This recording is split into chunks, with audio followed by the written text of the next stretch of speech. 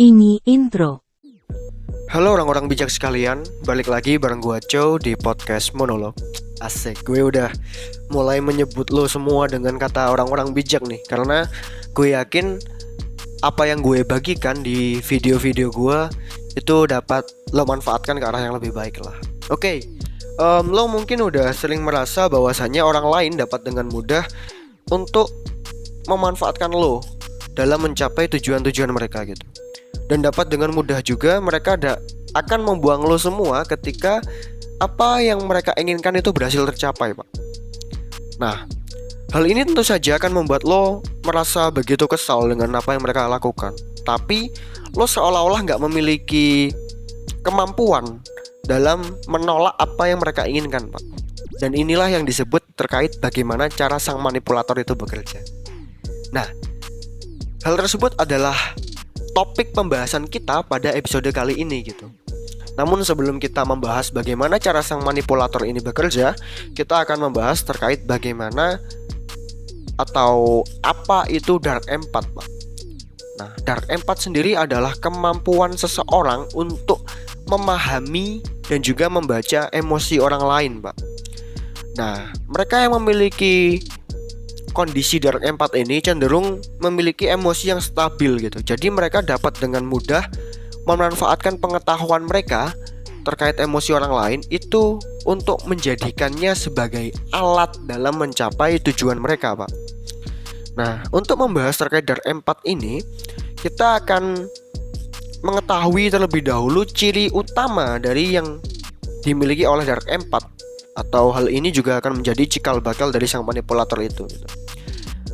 Yang pertama adalah mereka memiliki pengetahuan yang kuat tentang emosi orang lain. Mereka dapat dengan cepat membaca dan juga memahami perasaan orang lain, Pak. Sehingga mereka tahu bagaimana cara memanfaatkannya untuk keuntungan mereka sendiri.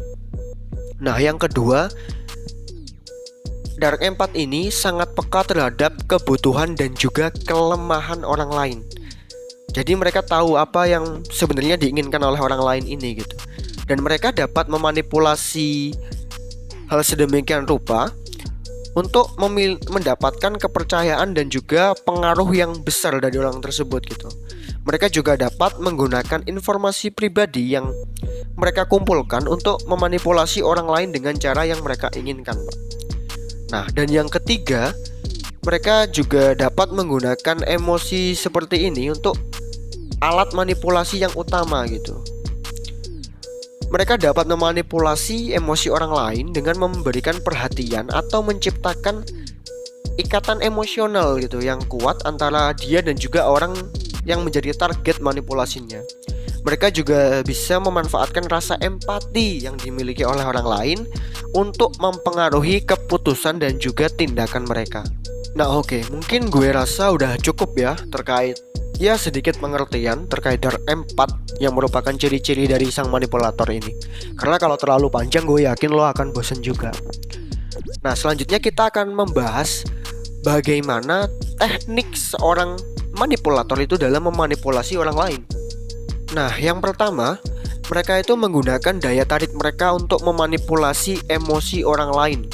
Mereka dapat menggunakan pesona mereka untuk menarik perhatian dan juga menciptakan ikatan yang kuat dengan orang lain.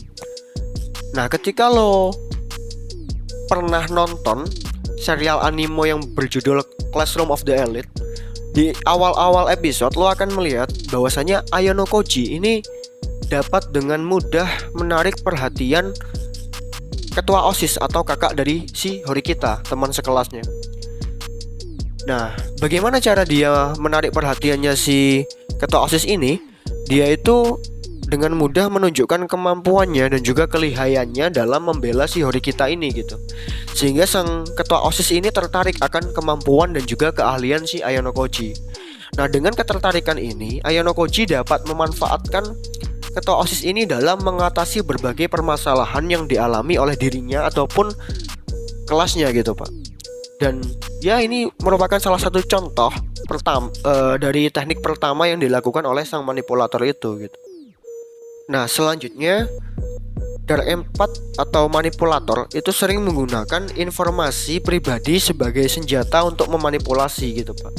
mereka dapat mengumpulkan informasi-informasi yang sensitif tentang seseorang dan menggunakannya untuk mempengaruhi, mengancam, atau menjaga kendali atas orang tersebut gitu. Gue kembali ambil contoh di Classroom of the Elite karena menurut gue emang karakter Ayano Koji di Classroom of the Elite ini begitu cocok dalam contoh dalam episode kali ini lah. Kita gunakan sebagai contoh. Ayano Koji, kalau lo tahu di salah satu episode, dia mengetahui bahwasannya Kurizawa Kei itu takut kalau masa lalunya terbongkar. Takut kalau masa lalu di mana dia sering dibully oleh teman-temannya itu dibongkar, Pak. Dan dia memanfaatkan hal ini ketika dia mengetahui ada anak kelas lain itu membuli Kurizawa Kei. Dia tidak langsung menolong Kurizawa Kei, tapi dia hanya memperhatikan dari jauh gitu, Pak. Nah, ketika dia berhasil melihat hal ini dan anak kelas lain ini udah selesai dalam membuli Kurizawa Kei, dia mulai mendekati Kurizawa Kei. Yang dilakukan Ayano Koji pertama kali, dia adalah mengetes apakah Kurizawa Kei ini sudah benar-benar hancur emosionalnya. Dia mengatakan atau menyuruh Kurizawa Kei untuk membuka selangkangannya, Pak. Dan yang dilakukan oleh Kurizawa Kei, dia menuruti apa yang diinginkan oleh Ayano Koji. Tapi selanjutnya bukan yang seperti lo pikirkan. Ayano Koji justru memanfaatkan hal ini. Dia justru menghancurkan emosi yang dimiliki oleh Kurizawa Kei. Dia menunjukkan kelemahan, bagaimana lemahnya Kurizawa Kei dan bagaimana buruknya kemampuan atau kepercayaan diri yang dimiliki oleh Kurizawa Kei. Namun setelah itu dia mulai membangun hal tersebut. Dia mulai memberikan jaminan bahwasannya dia mau melindungi Kurizawa Kei dari pembulian yang dilakukan oleh kelas lain gitu, Pak. Dan inilah yang membuat Kurizawa Kei mau menuruti apa yang diinginkan oleh Ayano Koji gitu. Dan informasi terkait pembulian yang dilakukan oleh kelas C kepada Kurizawa Kei ini dia manfaatkan untuk mengancam orang-orang yang melakukan pembulian ini, sehingga dia atau si Ayano Koji ini dapat dengan mudah mengakses informasi penting yang ada dari kelas C gitu, yang dapat dimanfaatkan oleh dirinya sendiri dan juga oleh kelasnya gitu, Pak. Nah, selanjutnya seorang manipulator itu juga dapat memanipulasi kebutuhan dan juga ketergantungan orang lain. Mereka dapat menciptakan situasi di mana orang lain merasa terikat dan juga bergantung pada mereka secara emosional gitu, sehingga mereka memiliki kendali yang besar terhadap hubungan tersebut, Pak. Nah, hal ini juga ada di serial Classroom of the Elite ketika di awal episode sekali, di mana masih dalam episode perkenalan setiap tokoh. Ayano Koji dalam kelasnya sendiri itu tidak banyak berbicara. Dia justru lebih memilih menganalisis situasi sekitarnya atau karakteristik orang-orang di sekitarnya. Dan dengan situasi semacam inilah dia bisa memanfaatkan keinginan Kushida untuk diakui oleh banyak orang sebagai alat Ayano Koji untuk mengumpulkan orang-orang yang dianggap bodoh di kelasnya dalam tanda kutip itu untuk menjalankan les private yang diadakan oleh Horikita gitu. Jadi dia memanfaatkan kebutuhan ego yang dimiliki oleh Kushida untuk mencapai tujuannya, Pak.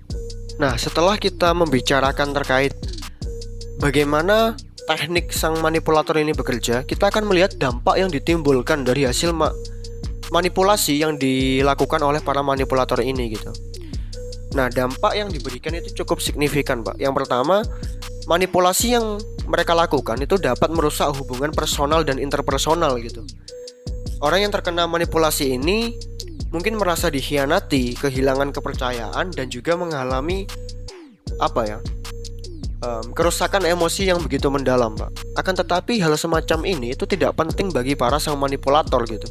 Karena dalam pandangan manipulator, kita juga bisa melihat dalam serial Classroom of the Elite, Ayano Koji itu mengatakan bahwa tidak peduli berapa orang yang harus dikorbankan, asalkan pada akhirnya dia yang menjadi pemenang itu adalah bayaran yang setimpal, Pak.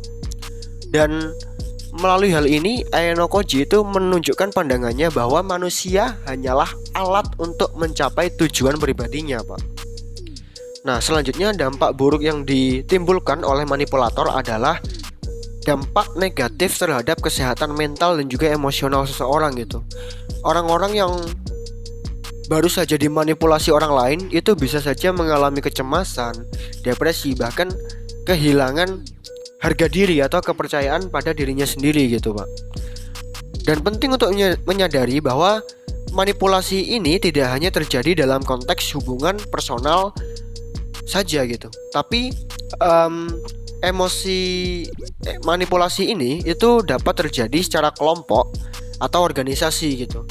Mereka dapat memanipulasi dinamika kelompok dengan memanfaatkan kelemahan individu dan mengambil kendali atas keputusan ataupun tindakan kelompok tersebut. Ini biasanya terjadi di ranah politik sih, Pak. Ketika ada seorang pejabat itu terbongkar aibnya dan seseorang memegang informasi atas aib ini, biasanya aib ini itu dia gunakan untuk memanfaatkan orang tersebut gitu.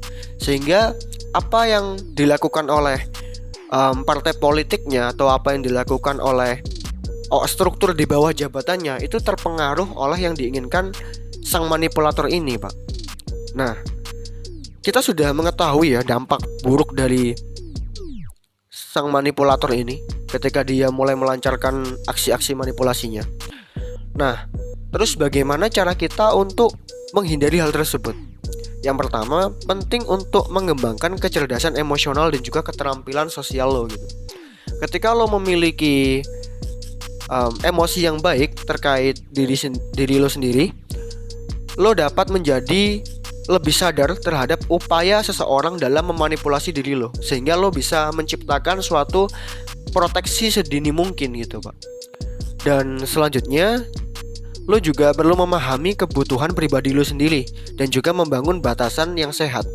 Dengan memiliki pemahaman yang jelas tentang apa yang lo butuhkan dan juga lo inginkan, lo dapat menghindari manipulasi yang dapat merugikan lo. Jadi jangan ragu untuk mengatakan tidak kepada hal-hal yang dalam pemikiran lo atau yang lo rasakan akan merugikan diri lo sendiri gitu, Pak.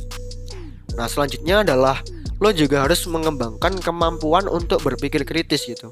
Jadi ketika lo memiliki kemampuan berpikir kritis, lo dapat menganalisis apa yang sebenarnya diinginkan oleh lawan bicara lo. Apakah dia bermaksud untuk memanipulasi lo atau dia memang benar-benar ingin membangun hubungan emosional yang baik dengan lo gitu.